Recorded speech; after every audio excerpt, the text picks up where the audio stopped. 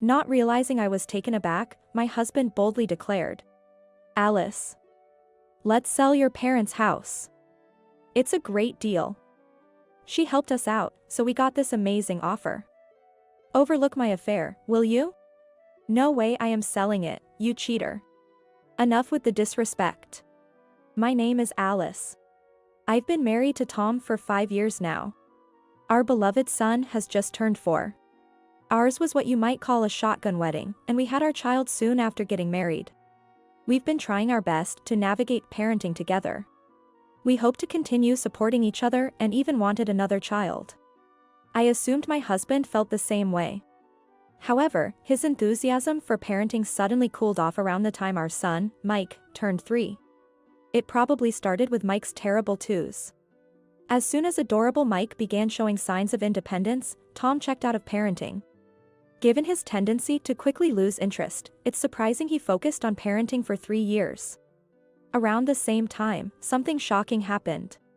My parents fell ill one after the other and passed away. It's ironic that they were so close yet had to go to heaven at the same time. To maintain the family home they left behind, I've been going back once a month. I have a brother, but he lives far away and works, so the house's upkeep has mainly fallen on me. Houses deteriorate quickly when uninhabited. So, I do things like air out the rooms and weed the garden. The family home is an hour's drive away.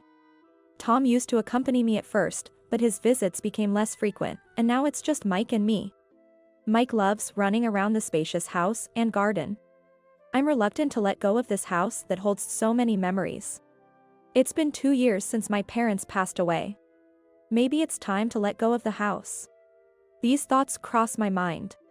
I came home a bit earlier than usual one day to find an unfamiliar car parked in our driveway. It was a cute, compact car. Inside, there were several large stuffed animals, like the ones you win at arcades. Why is this car here? I had a bad feeling. Holding sleeping Mike, I quietly opened the front door. Cute pumps were haphazardly left by the entrance. And along the hallway to the bedroom, clothes were scattered. Shirts, pants, dresses. I felt the blood drain from my face. I knew immediately whose clothes they were. They were my husband's. But the dress wasn't mine. Nor did I recognize the pumps. Someone else must be in the bedroom with my husband. Why, how, why? Part of me was panicking, but another part remained calm. This was an affair. I needed evidence. I started recording the situation with my phone. Should I confront them now by entering the bedroom? That's right, I thought about bursting in and confronting my husband and his affair partner. Just then, sleeping Mike murmured softly. His voice brought me back to reality. What if my husband lashed out in anger, or the affair partner caused a scene, putting my son in danger? I'd never considered my husband to be that kind of person, but suddenly I was worried. With a heavy heart, I decided against storming into the scene of the affair. I turned back, went to my car, and took a deep breath. I won't let him get away with this. Just before the time Mike and I were supposed to come home, the front door opened. Out came a flashy, gal-like woman and my husband. They were all smiles, waving goodbye to each other, even sharing a kiss at parting. I made sure to capture that moment with my camera. Mike was being looked after by my friend. My friend readily agreed to my abrupt request, please take care of Mike for 2 hours. I'll explain later, without asking any questions. I don't know what's going on, but you can talk to me about anything, she said. So reassuring. So grateful. Right after the affair partner left, I stood up. First, I'll confront my husband. The affair partner can wait. Feeling like I was about to have a fight, I opened the door to our house. I'm home. Wah, welcome back. That was quick. My husband was clearly flustered. Of course, he would be. The clothes he'd scattered were still lying all over the floor. The bedroom was probably still a mess. That woman, if you're going to cheat, at least clean up your mess before you leave. Who was that just now? Wah, what do you mean just now? His agitation fanned the flames of my anger. Unbelievable. I have proof. Don't play dumb. Admit to your affair, you scumbag. Kissing right at the front door, how does that make you feel? No way. My husband yelled, then fell silent, his mouth opening and closing wordlessly. Like fish in a pond. Who is she? What's the meaning of this? How long has this affair been going on? She was introduced by a senior, and we've been seeing each other since last Valentine's. Since last year. That's unexpectedly long. And last Valentine's, that's around the time he lost interest in parenting. Neglecting our beloved son for his affair partner? Unbelievable. My husband was flustered, looking around frantically. I have something to say. Don't expect that I'm going to listen to anything you say. Just wait a moment. With that, he ran to the living room and came back with a stack of papers from the dining area. Look at this. My husband aggressively pushed the papers towards me. Reluctantly, I glanced at them. What's this? A real estate sales contract? That's right. Is this some kind of quiz? Here's the question. When the wife confronted her husband about his affair, he produced a real estate sales contract. What exactly is the husband trying to communicate? As if I could solve such a tough question. I skimmed the papers with growing irritation. As I read on, I felt a growing sense of urgency that this couldn't be overlooked. Because the documents detailed the sale of my family home. Wait a minute. Why is my family home being sold? My husband's affair was a bolt from the blue, but selling the family home was utterly unexpected. Apparently, the correct answer to the earlier quiz is, the affair was for real estate purposes. The truth seems even more elusive now. My husband began to explain. That woman earlier. Mia, she knows this incredible woman named Layla. Layla is into all sorts of businesses, even runs seminars. And she's really impressive. I've been to a few seminars with Mia, and even my parents have come to trust Layla completely. She even knows celebrities. She's offered to buy your family home. It's a win-win, she gets the property below market value. And we get more money than going through a realtor. I met with Layla today to finalize the deal. So, Mia, the affair partner, and now a new character, Layla, have appeared. Connections with celebrities. Seminars. Real estate transactions. My excited husband. Things are starting to make sense. My husband's interests have shifted to a very dubious area. While it's ridiculous, it's also somewhat understandable. But I don't want to be involved. Oblivious to my dismay, my husband made a bold proposition. Alice. Let's sell that house. No one's living there anymore, and it won't be a problem if it's gone, right? We can make a fortune from this unnecessary property. Isn't it amazing? Mia made this great deal possible, so overlook my affair, will you? What? And you know, Mia told me about this great new property for sale. Let's use the money from selling your family home as a down payment and buy it. What are you talking about? I'm talking about our future. It's a spacious, beautiful house with a guest room. I can host seminars there. And when there's no seminar, I'll invite Mia over. Sounds great, right? I'm appalled. I felt all the strength drain from my body. You're being scammed. This is a shady deal, you should back out. I was about to say this but stopped myself. Here's a question. Why didn't the wife scold her deceived husband? The answer is simple. Because he's no longer my husband. Overlook his affair? How dare he plan to sell my precious family home without consent? Invite Mia to the guest room? What does he intend to do in a house where his wife and son live? Have I really been married to such a fool for 5 years? No, I refuse. What? I raised my voice from the depths of my being. I refuse. How dare you propose selling my family home for some scoundrel like you lowlife? I was surprised to hear myself use the word scoundrel, but at that moment, it hardly mattered. What? That's going to be a problem. We'll lose Layla's trust. I couldn't care less. I threw the stack of papers away. I'm leaving this house. Where's my travel bag? In the bedroom. The very place my foolish husband and Mia were getting cozy. Damn, I don't want to go there. But I have no choice but to fetch my bag. Ignoring my husband's wailing, I packed our things. I grabbed whatever was important for me and Mike and left. No way I'm staying here any longer. After leaving the house, I picked up Mike. I explained to my friend that I had barged in on my husband's affair and gave her thank you sweets for her sudden help. She sympathized and expressed her concern. Then, I knocked on the door of a law firm to discuss how my husband was trying to sell my property without my consent. I also mentioned his obsession with dubious seminars. The lawyer listened empathetically. The consultation fee was $50 for 30 minutes, not cheap at all. I paid a total of $200 for 2 hours. But it was worth it, as I learned all the possible measures I could take. My husband called around noon the next day. Let's talk, he said. It was his lunch break. My guess is that he spent the previous night crying to his parents, overslept in the morning, and finally decided to call during his lunch break. His tone suggested he thought I had cooled down by now. Right. I've cooled down all right. All my love for you has completely vanished. Yeah, I think we need to talk too. Right? You suddenly ran off, and I was worried. That irked me, but I held back. Arguing wouldn't get us anywhere. Maybe it's impossible for us to continue as a couple, don't you think? Exactly. I feel the same way. I can't believe you can't see the greatness of Layla and Mia. If you were willing to move to the next stage with me like my parents, maybe we could have continued as a couple. No, that's not going to work for me. What's this next stage he's talking about?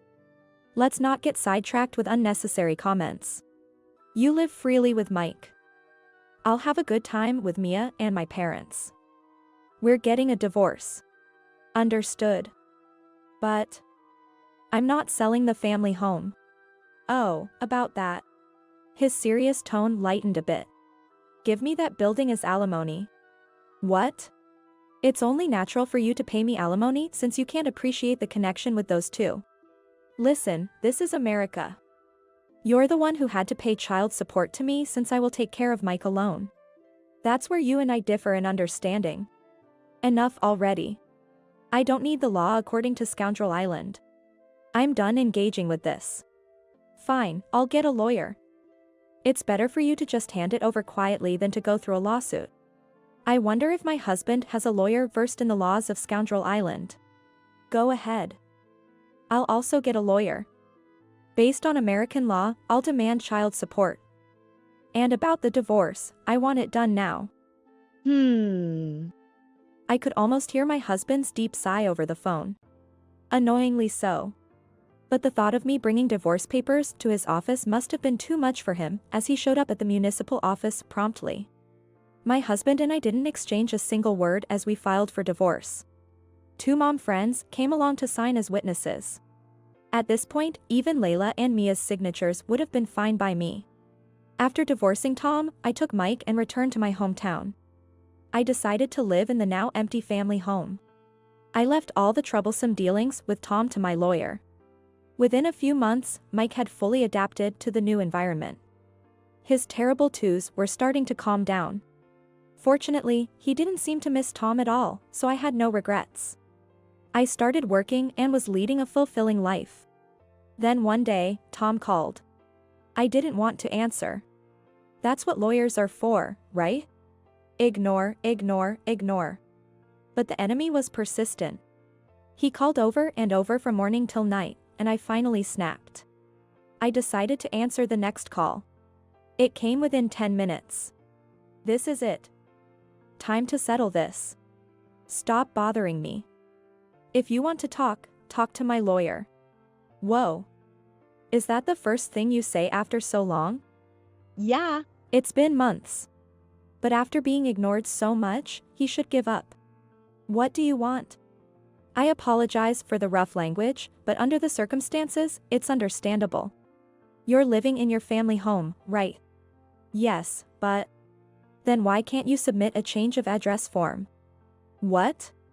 As I coldly responded to Tom's irrational outburst, a possibility crossed my mind. It was advice from the lawyer I had consulted before the divorce. I need it to sell your family home. Give me the address. Are you still on about that? Yeah. My point will prevail eventually, so you'll have to sell the house sooner or later. I just bought a new place and need the money fast. So I thought we'd get the paperwork done in advance. No, your point won't prevail, you know. Your lawyer is American too. Both lawyers were trying to find a middle ground through negotiation. According to my lawyer, the other side's lawyer is exasperated because Tom keeps insisting on legally untenable points. If it goes to court, Tom's lawyer might resign. Just curious, what were you planning to do after getting my address? Layla told me all about it. If I change your address and then I can change the building registration. You wouldn't know that, being clueless.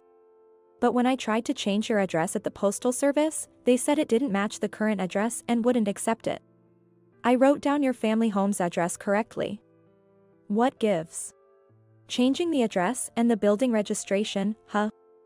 You know, that's a serious crime in America. Eh? Serious? What part of this is he focusing on? There's no doubt this was the scheme that the lawyer I consulted, Brent, had warned me about. Changing someone's address without their knowledge, and then rewriting the property registration to sell it. Such schemes exist. To prevent becoming a victim, I temporarily moved my residency registration to a location other than my family home. It was my brother's place. Tom has no idea about my brother's address. He vaguely knows it's somewhere in that state. And just in case, I've also restricted access to my residency information. So, Tom can't change my address on his own. And selling my family home without my permission is even more out of the question. Thank you, Brent, for the advice. Crime? That's rude.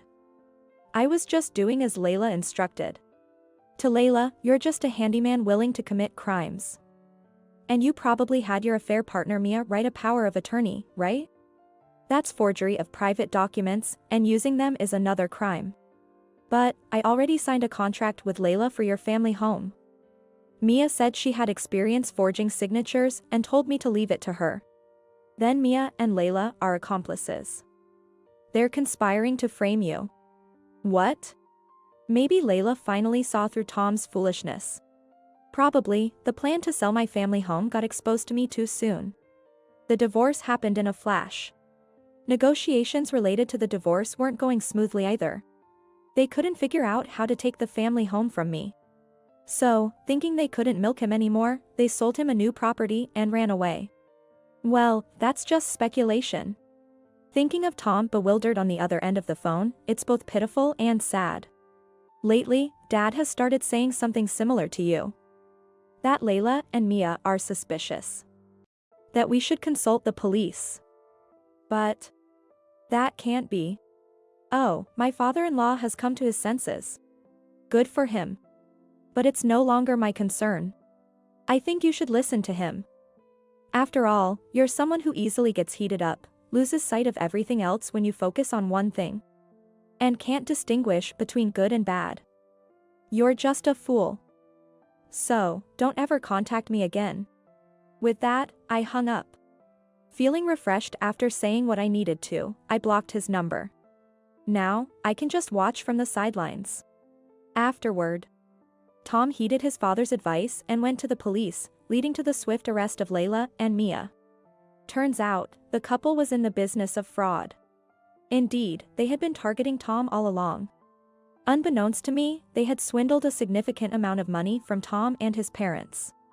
The new property they introduced was actually second-hand. Tom and his parents were on the verge of being stripped of everything. Going to the police saved them just in time.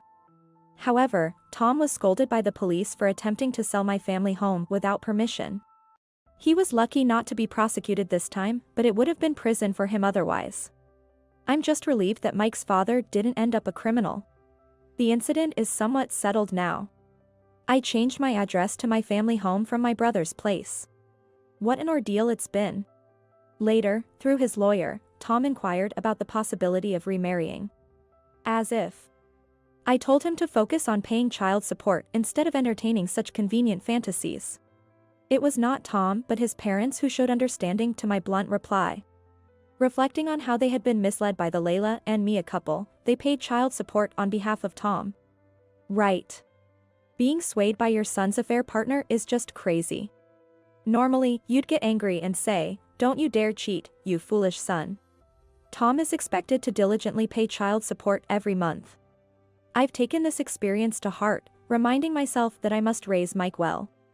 I am determined to nurture him into a person who can distinguish between right and wrong.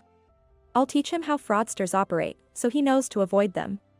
But maybe it's too early for talks on fraud and money.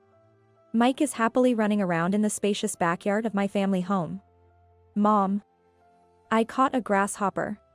Wow, that's great. Let's release it later, okay? Seeing Mike's bright smile makes me feel content. In this house where I grew up, I'll live freely and happily with my son, just the two of us.